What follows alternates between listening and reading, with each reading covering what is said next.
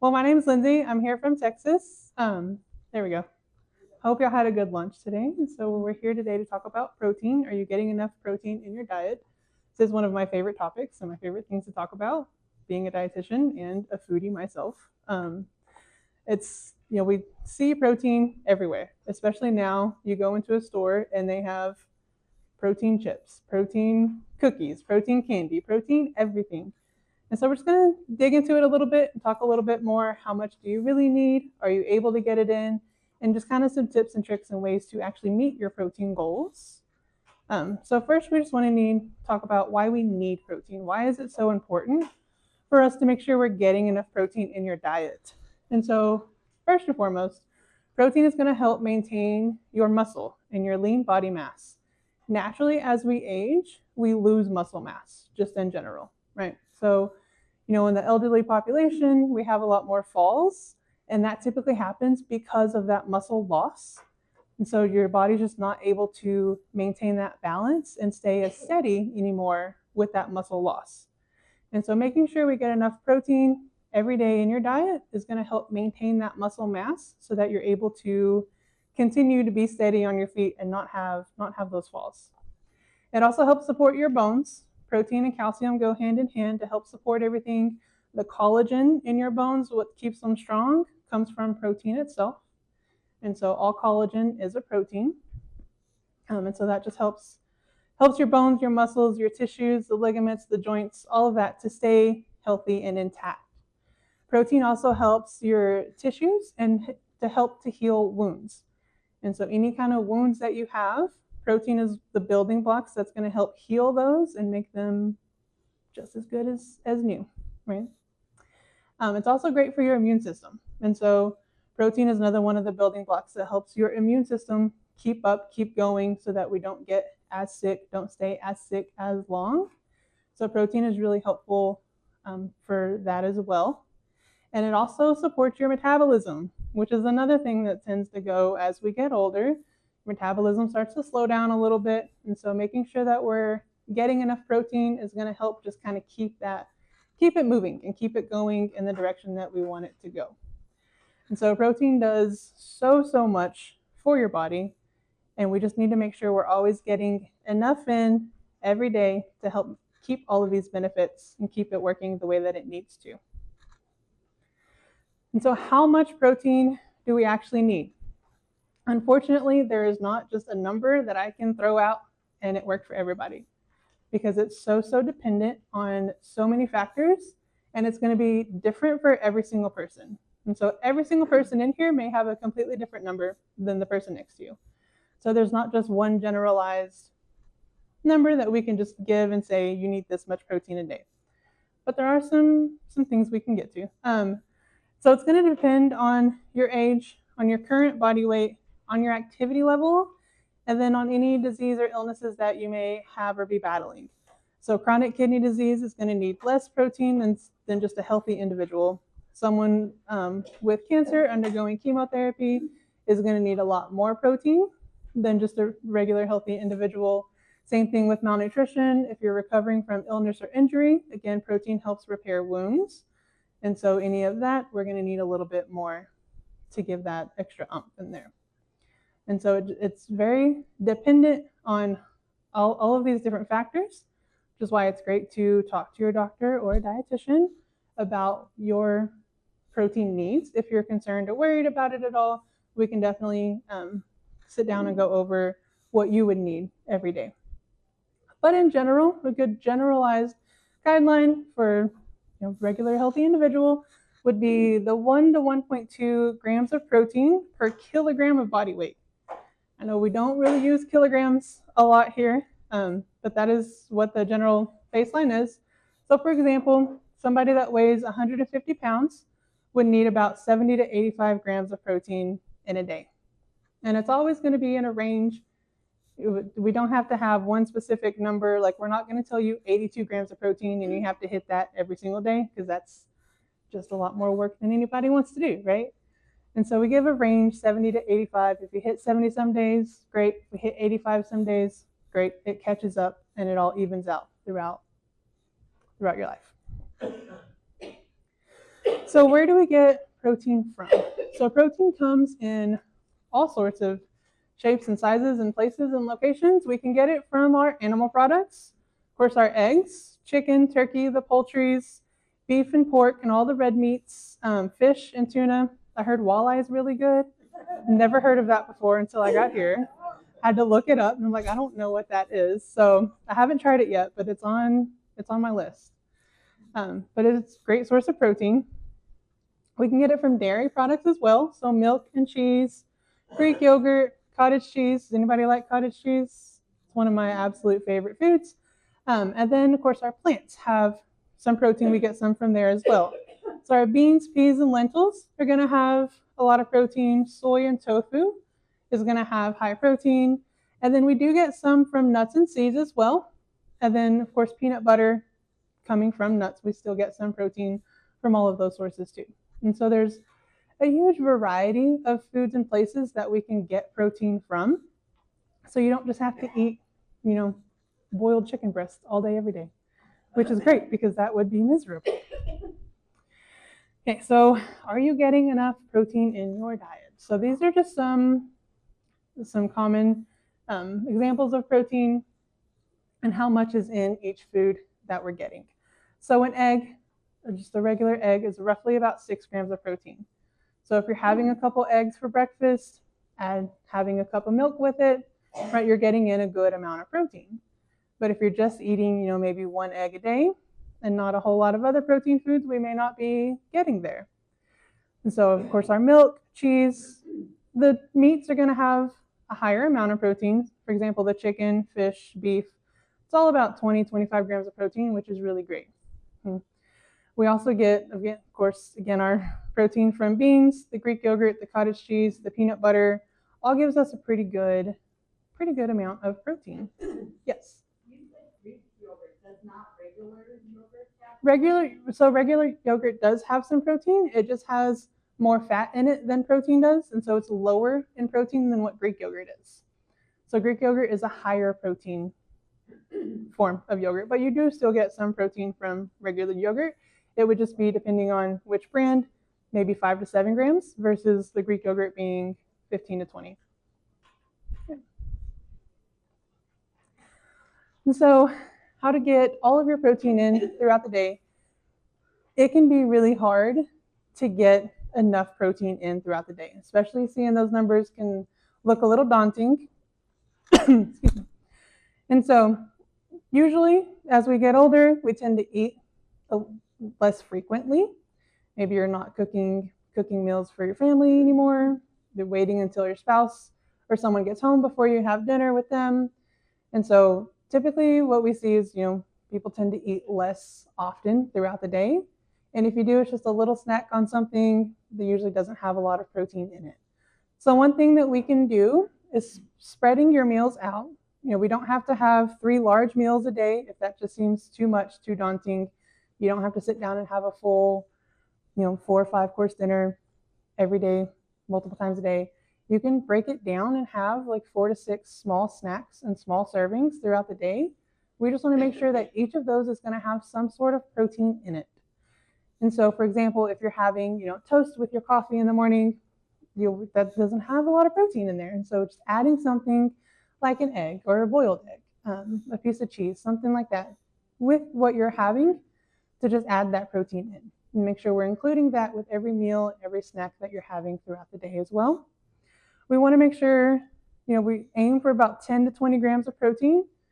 And so on average, we need at least a minimum of 60 grams of protein in a day, no matter on all of the other factors, age, weight, activity level, illnesses. Usually the minimum is about 60 grams of protein. And so if you're having, the regular 3 meals a day, 20 grams per meal meets that 60. And then for having snacks, if we're breaking it down into 6 meals, like 6 small meals, we want 10 grams per meal to still hit that 60. And so there's lots of ways that we can get it in without just, again, eating nothing but boiled chicken breast all day. And so if you're having, cereal with milk, milk is going to have that protein. If you drink the milk with your cereal, just adding milk to your cereal doesn't add protein to the cereal. We also want to just drink the milk when you're done. tastes a lot better too because it's all sweet and flavorful now. But you can also add Greek yogurt on the side and just amplify that protein amount even more. If you're having soup for lunch, soup does have some protein in it, especially if it's like a chicken noodle soup or a split pea soup, things like that are going to have higher amounts of protein, but usually not quite as much as what you would, again, eating just a piece of chicken and having vegetables on the side. And so if you're having a soup for lunch, having maybe half a sandwich, half a grilled cheese, half a turkey sandwich, something with just that extra protein in there to make sure we're hitting that 10 to 20 grams for that meal. If you're having crackers for a snack, right, just something small, something easy, maybe adding some cheese or some peanut butter to it to get in, again, that additional protein without adding a whole lot of volume, so you don't feel like you're just exhausted by eating all day long. And then fruit is also wonderful for all sorts of reasons, but we can add that with Greek yogurt. You can add it, cottage cheese and pineapple. It's a really popular combination. It's a really great one to get in, again, the protein, still getting in your fruit, having something sweet. It can be a great way to just meet all of your needs.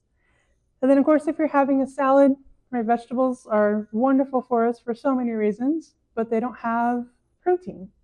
And so if you're having a salad, making sure we're adding something, chicken, tuna, eggs, beans, cheese, things, topping your salad with things that are going to have protein in them to still make sure we're hitting those protein goals.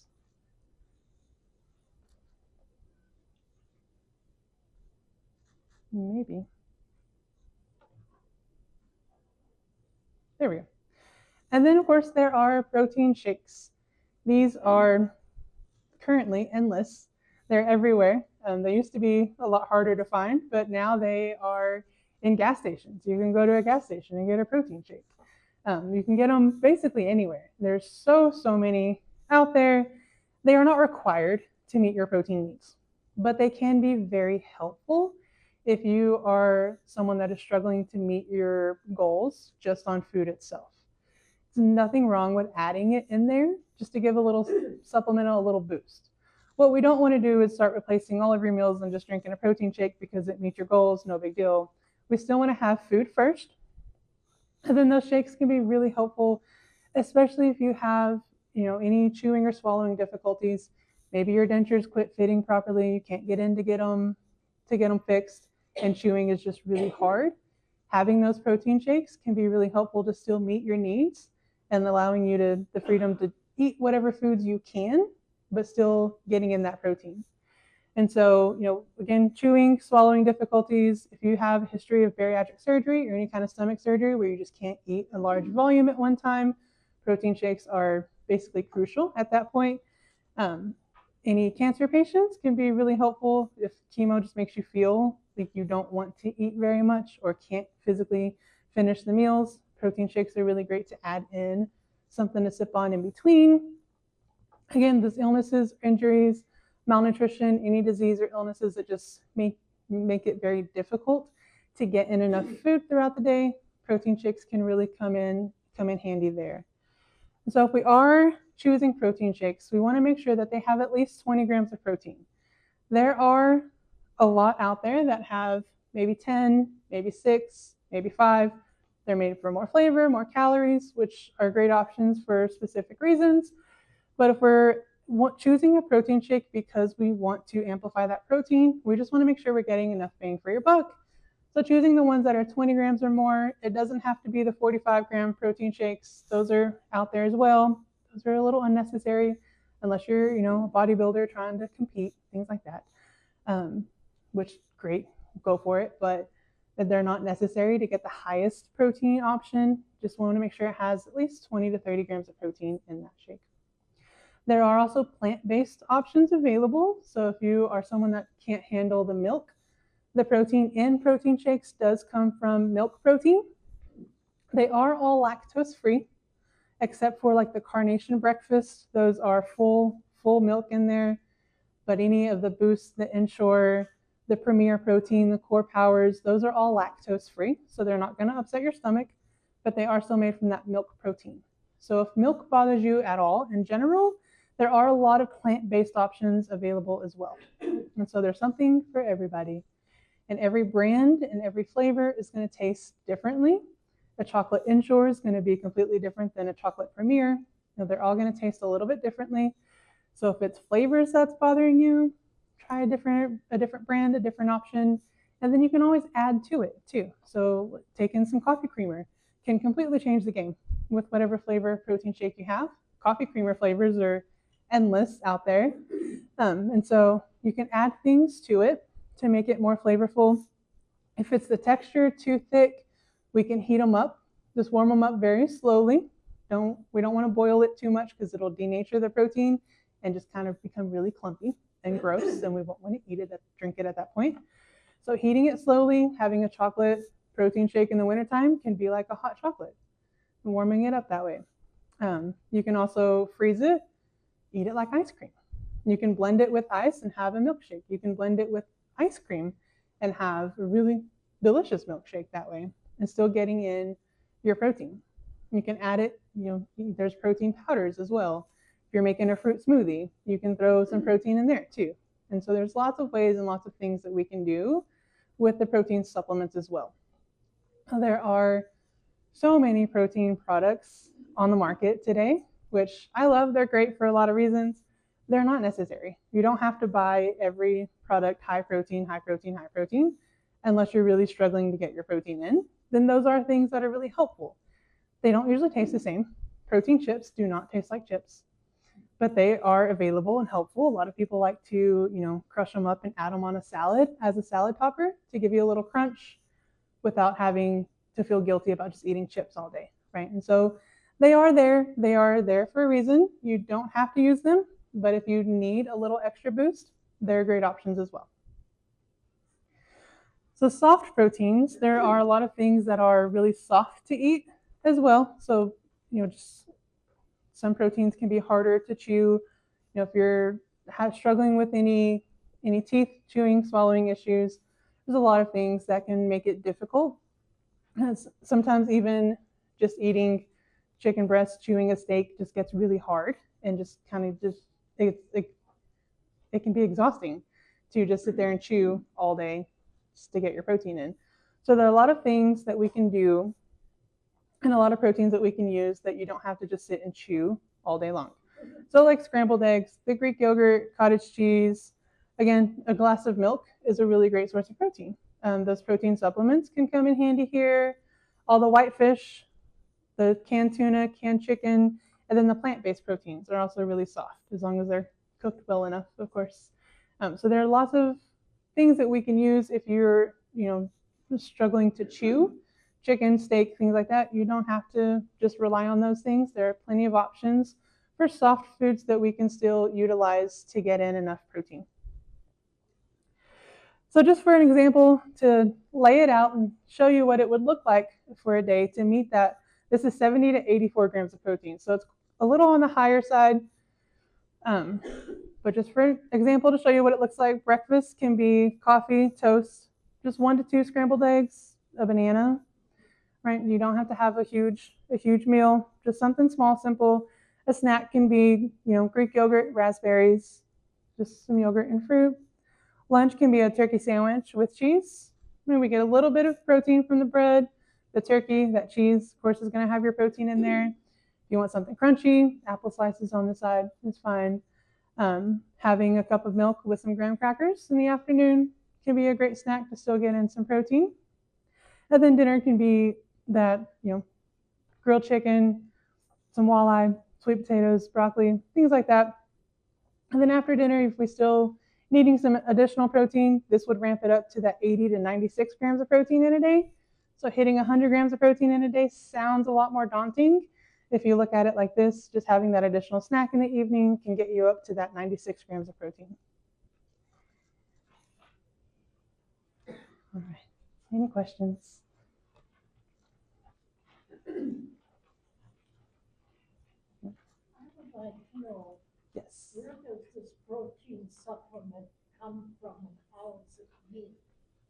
So it's made from the milk protein. So they'll take just milk and denature it and get that protein in the form of the powder.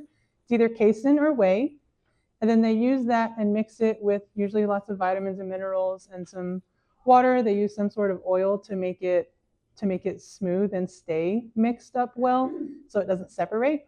If you make a protein shake at home and leave it in the fridge, it'll kind of separate.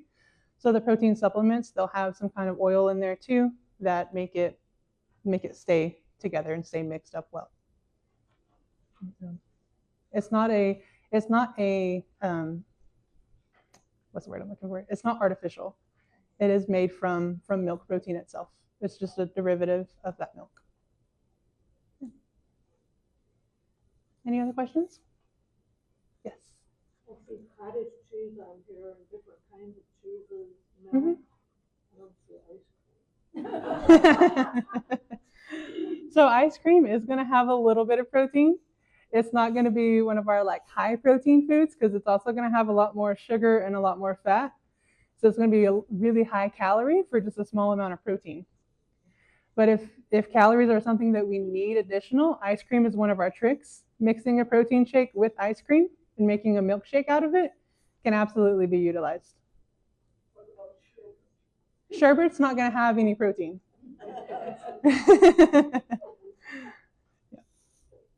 You can also make high protein ice cream. They have high protein ice cream. Now Bluebell even has a protein ice cream. And so there's lots of options to get in to still have some fun foods, right? It's all about balance. You can still get in those fun foods as long as we're still, it's going to be very difficult to meet your daily needs of protein with just ice cream. Unless you're eating gallons of every day. Okay, perfect. Yep, that can be one of the snacks here. Going back to this, evening snack, we can have a little ice cream in there.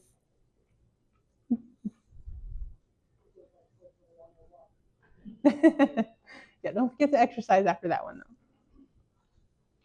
Any other questions? Does whole wheat bread have any? Yes. protein? Yes, so gluten is the protein that's found in wheat. And so whole wheat versions will have usually double the protein as any white versions will.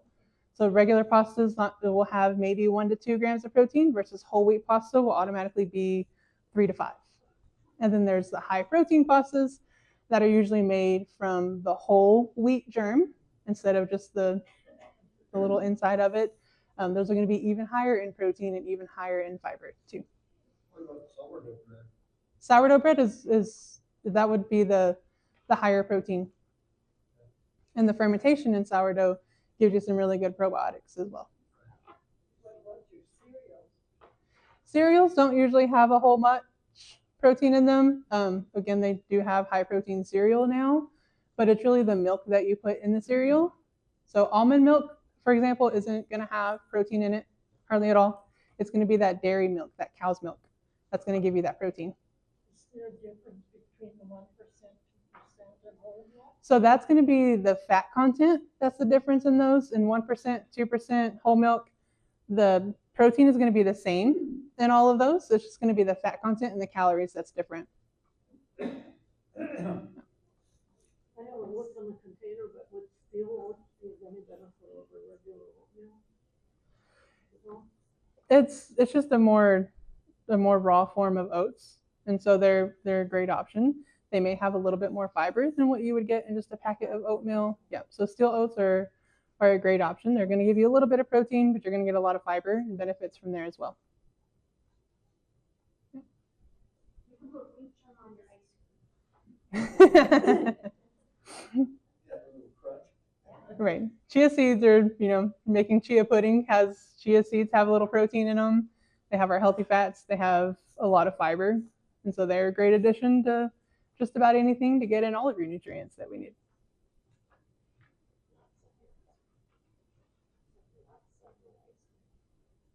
You can put nuts on ice cream as well. That works.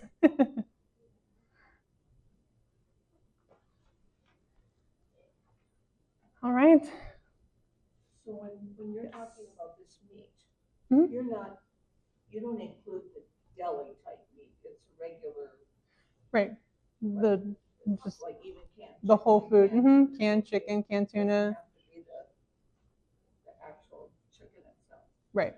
And so the deli meats they're just highly processed meats. And so it takes a whole lot of that to get in the same amount of proteins like shaved deli chicken, you would need much, much more to meet that 20 grams of protein versus just a chicken breast. Canned chicken is just a shredded chicken breast.